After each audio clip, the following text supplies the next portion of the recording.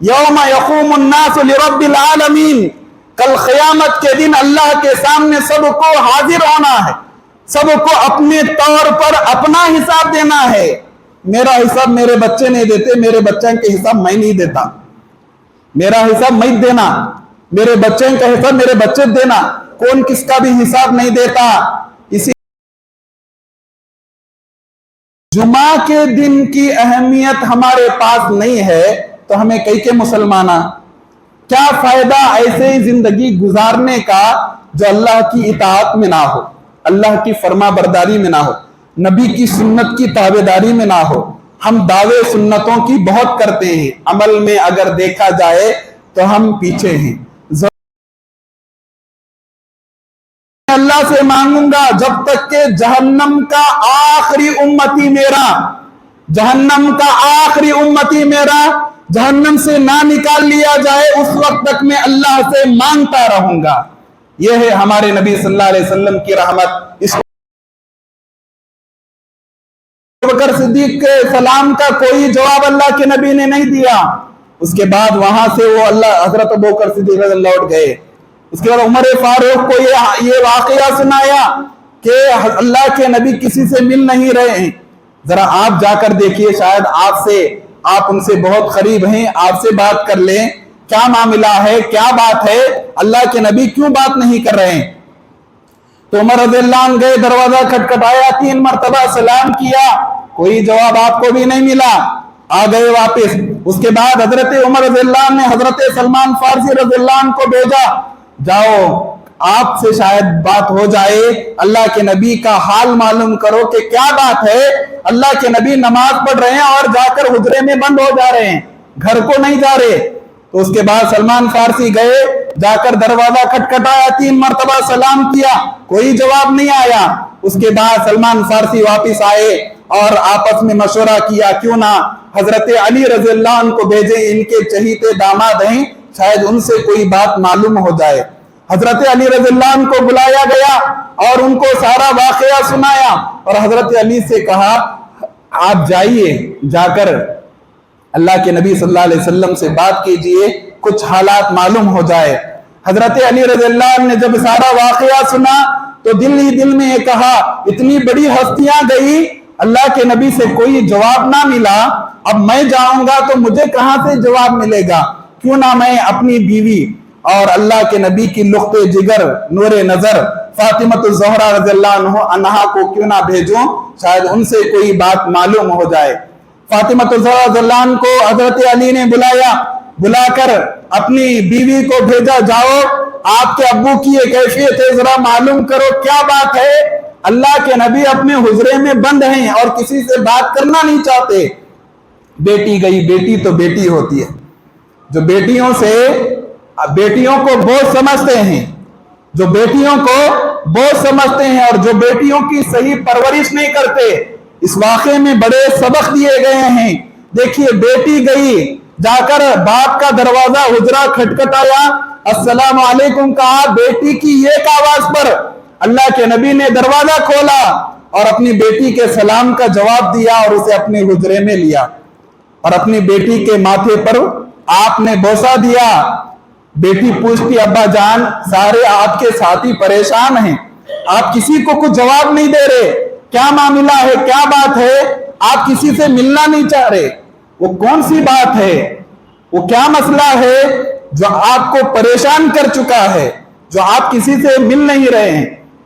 تو بیٹی کو اللہ کے نبی صلی اللہ علیہ وسلم نے روتے ہوئے سنایا، اے میری بچی، جبرائیل آئے تھے، انہوں نے جہنم کے احوال بیان کیا، جہنم کے درجوں کا ذکر کیا۔ جب پہلے درجے کا نام آیا تو میری امت کا نام آیا، کہا کہ آپ کی امت کو میں نے جہنم میں جلتے ہوئے دیکھا ہے۔ بیٹی میں اس بات سے بڑا غم زدہ ہوں، میں رو رہا ہوں، مجھے برداشت نہیں ہو رہا ہے کہ میری امت جہنم میں جائے گی۔ اللہ ذرا غور کریں میرے بھائیو، اللہ کے نبی آخرت کے سلسلے میں، حساب کے دن کے سلسلے میں اپنی امت کو جہنم سے بچانے کے لیے کتنا رو رہے ہیں۔ فاطمہ کہتی ہیں رضی اللہ عنہا کہ اللہ کے نبی اتنا بتانا تھا، سجدے میں گر گئے، फिर ज़ारो खितार रोने लगे, अल्लाह से मांगने लगे, दुआ करने लगे, अल्लाह मेरी उम्मत को जहन्नम से बचा लेना, अल्लाह मेरी उम्मत पर जहन्नम को हराम कर, अल्लाह मेरी उम्मत को जहन्नम से बचा। दुआ कर रहे हैं, दुआ करते जा रहे हैं, अल्लाह से मांग रहे हैं इस उम्मत की कामयाबी के लिए, इस उम्मत की नजात के लिए अल्लाह जहन्नम से बचा ले। यहां तक कि अल्लाह ने कुरान मजीद की आयत नाजिल की, वलसौफा युअतीका रब्बुका फतरज़ा। अल्लाह के नबी पर यह आयत करीमा नाजिल हुई, अल्लाह ने आपके दिल का ये दर्द, उम्मत के लिए आपकी ये फिक्र, जिसमें आप कहीं अपनी जान को हिलाक ना कर डालें, अल्लाह के नबी की फिक्र ही ऐसी थी। जब लोगों को शिर्क से बचा रहे थे, लोगों को कुफ्र से बचा रहे थे, अनथक मेहनत, उम्मत की फिक्र कि मैं इन लोगों को जो अल्लाह के अलावा दूसरों के सामने सर झुका रहे हैं, अल्लाह के अलावा दूसरों को पुकार रहे हैं, इन्हीं में कैसे बचाऊं शिर्क से, इसकी फिक्र में अल्लाह के नबी रहा करते।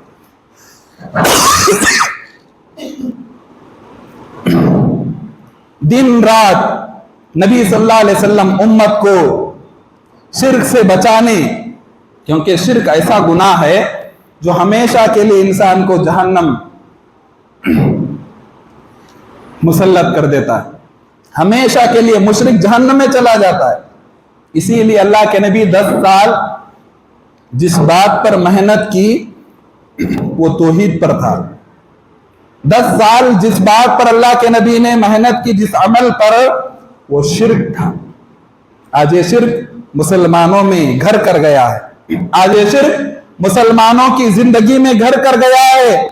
शिर्क करते हुए भी मुसलमान नहीं सोचता कि इससे अल्लाह राजी होगा कि अल्लाह नाराज होगा।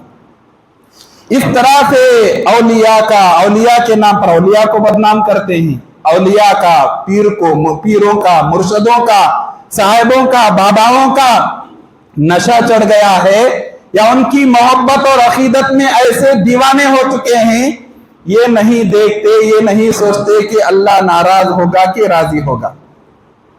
तो अल्लाह के नबी सल्लल्लाहु अलैहि वसल्लम के बारे में आपकी बेटी कह रही हैं कि मेरे वालिद मोहतरम अपनी उम्मत के फिक्र में इस तरह रो रहे थे, अल्लाह से दुआएं मांग रहे थे कि अल्लाह ने आयत नाजिल की कि आपको गम करने की जरूरत नहीं, आपको अता किया जाएगा, आप जितना मांगेंगे आपको अता किया जाएगा, आपको दिया जाएगा, आप मांगते जाइए, हम अता करते जाएंगे। अल्लाह ताला ने आपको ऑफर दे दिया।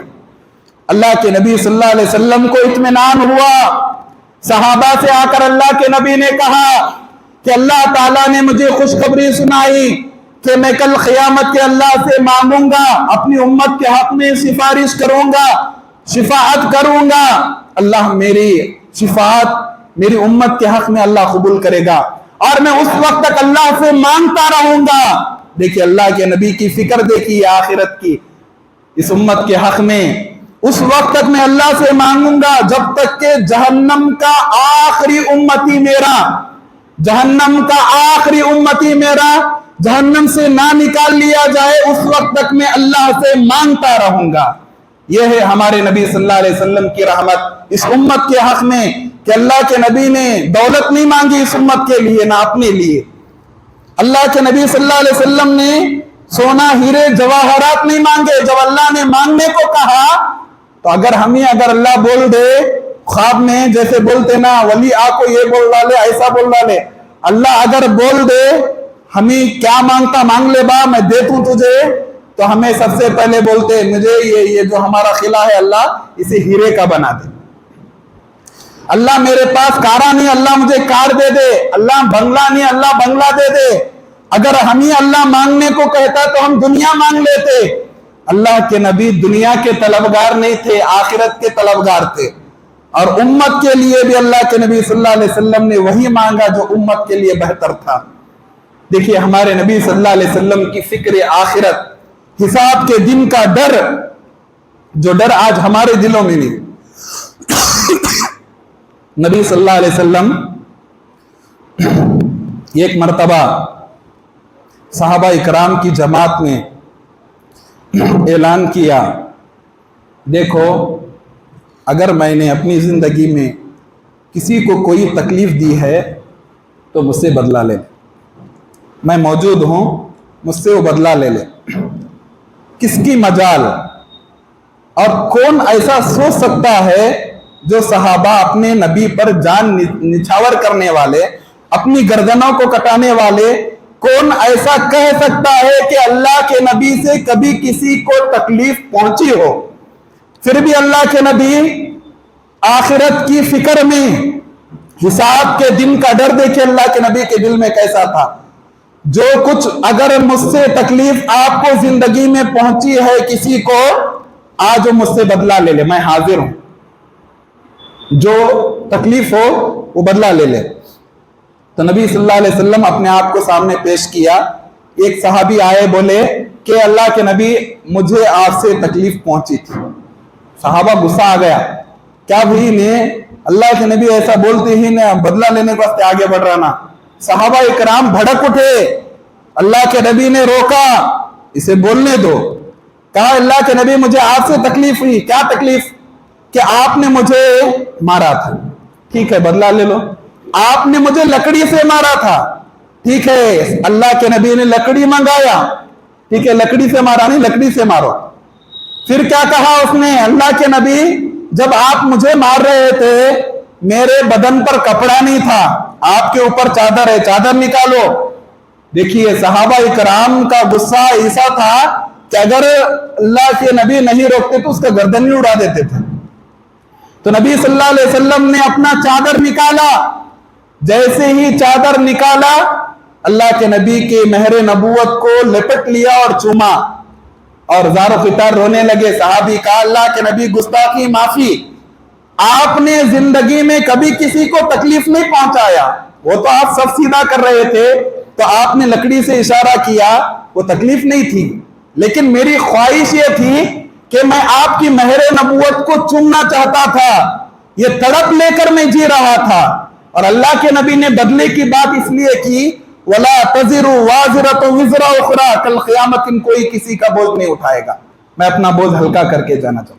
اور قرآن مجید کی وہ آیت اللہ کے نبی پڑھا کرتے تھے، یوم یقوم الناس لرب العالمین، کل قیامت کے دن اللہ کے سامنے سب کو حاضر ہونا ہے، سب کو اپنے طور پر اپنا حساب دینا ہے۔ میرا حساب میرے بچے نہیں دیتے، میرے بچوں کے حساب میں نہیں دیتا، میرا حساب میں دینا، میرے بچوں کا حساب میرے بچے دینا، کون کس کا بھی حساب نہیں دیتا۔ اسی لیے اپنا بوجھ خود ہلکا کر کے جائیں۔ پیروں مرشدوں ولیوں پر بھروسہ کر کے جو جانے والے لوگ ہیں، وہ لوگ نبی کے اس زندگی کا یہ انمول ٹائٹل جو آپ نے کہا کہ جو کچھ مجھ سے تکلیف آپ کو پہنچی ہے وہ بدلہ لے لے، میں حاضر ہوں۔ اللہ کے نبی ضرورت کیا تھی ایسا کہنے کی؟ یہ نمونہ ہے، یہ اسوہ ہے، یہ آئیڈیل ہے ہمارے نبی کا۔ ان امت مسلمہ کے احباب کو جو زندگی بھر لوگوں پر ظلم کر کے، زندگی بھر لوگوں کو ستا کر، زندگی بھر لوگوں کو دھوکہ دیتے ہوئے زندگی گزارتے ہیں، ایسے لوگوں کے لیے ہمارے نبی آئیڈیل ہیں۔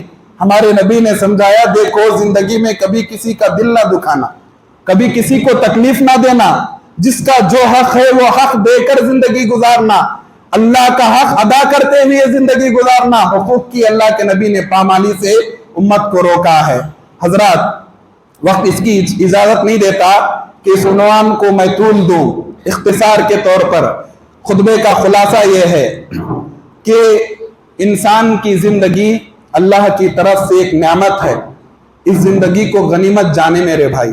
دیکھیے ابھی الحمدللہ ہم جمعہ میں ہیں، جمعہ سب کو معلوم کب آتا، کتنے بجے جمعہ کا وقت سب بھی معلوم، پھر بھی کئی کو ہمیں اذان سے پہلے مسجد میں نہیں رہتے۔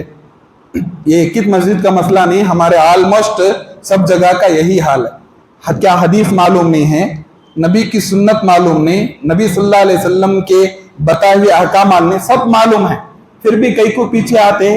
ہمارا ضمیر مردہ ہو چکا ہے، ہمارا ایمان کمزور ہو چکا ہے۔ یہ کمزور ایمان کی دلیل ہے۔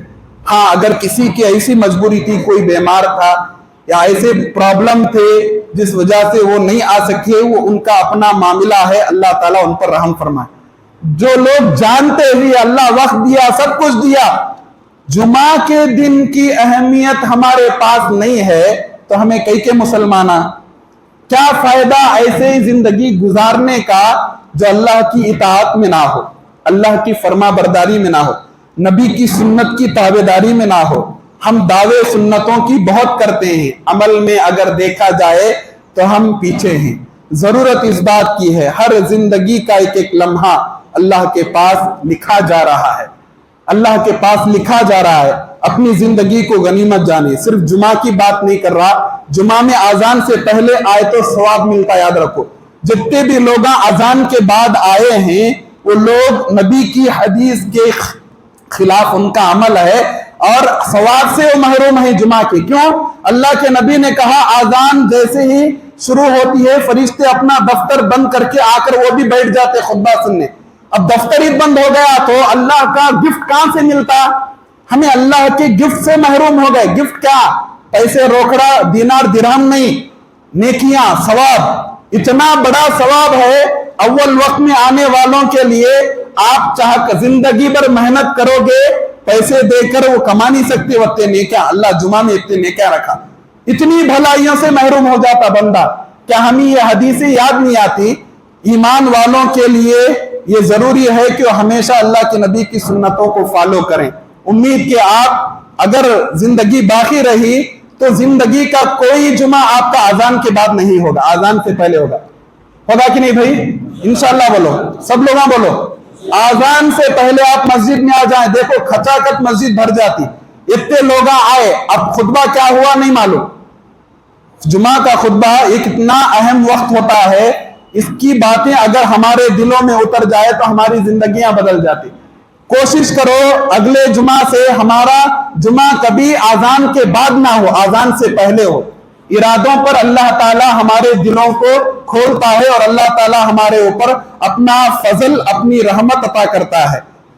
दूसरी बात यह है, सिर्फ जुमा में पाबंदी करना नहीं है। जुम्मा को जुम्मा आने वाले मुसलमान नहीं कहलाते, याद रखो। जुमा को जुमा मस्जिद आने वाले वो मुसलमान नहीं, उन्हें अपने हिसाब में, अपनी सोच में मुसलमान।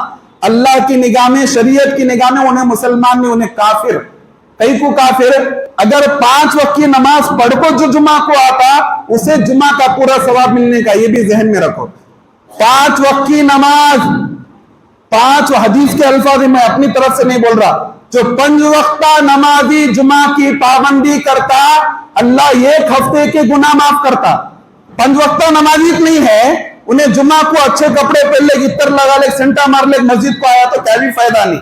उन्हें अपने हिसाब से आको पढ़ ले गए जैसा, शरीयत के हिसाब से उसका आना कब अल्लाह ताला को मकबूल है?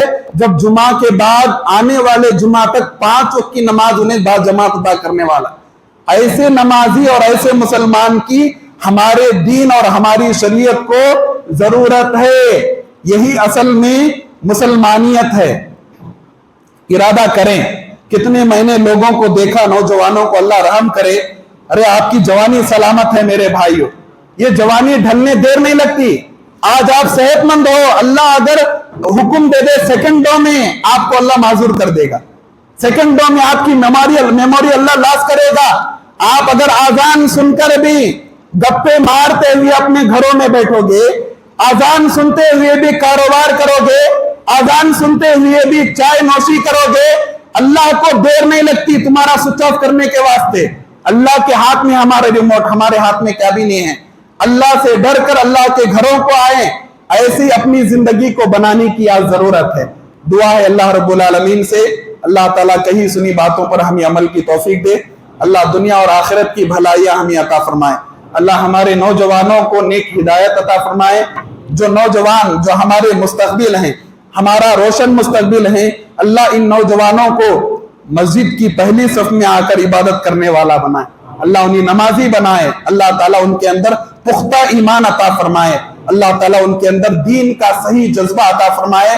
अल्लाह हमारी जवानी को, हमारी उम्र को, हमारी जिंदगी को अल्लाह सलामत रखे, ताकि हम अल्लाह को राजी करने वाले दुनिया में काम करके अपनी जन्नत की राहों को आसान बना सकें।